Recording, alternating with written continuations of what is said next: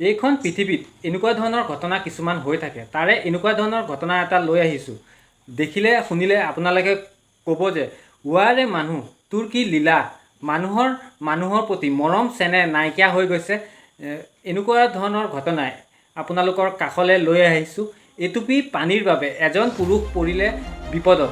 চিন্তা কৰক, এটুপিৰ পানীৰ বাবে, যি সময়ত পানীয়ে প্ৰাণীৰ প্ৰাণ বুলি কয়, পানী নহ'লে পৃথিৱীত কোনো জীৱই বাচি থাকিব নোৱাৰে। সেই সময়ত এটুপিৰ পানীৰ কাৰণে এজন দুজন নহয়, ঘৰৰ সপৰিয়ালে মিলি এই পুৰুষজনক আচলতে তেওঁক বৰকৈ প্ৰহাৰ কৰে, উত্তম মধ্যম দিয়ে তেওঁক। এটুপিৰ পানীৰ বাবে আজি এনেকুৱা গতি হয় এই পুৰুষজনৰ।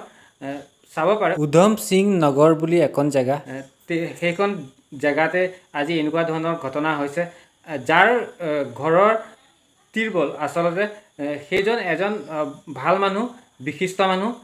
তেওঁ সেইখন গাঁৱৰ নগৰৰ আচলতে সেই গাঁও প্ৰধান।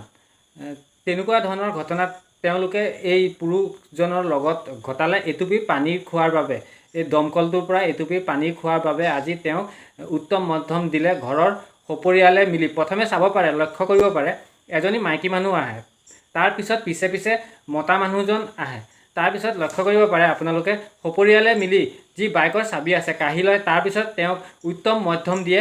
বহুতো দুখ লগা ঘটনা এটুপি পানীৰ বাবে আজি এনেকুৱা ধৰণৰ ঘটনা এইখন ভাৰতবৰ্ষত হৈছে। আচলতে এনেকুৱা ধৰণৰ মানুহক কি কৰিব লাগে কমেণ্টত জনাবলৈ নাপাহৰিব।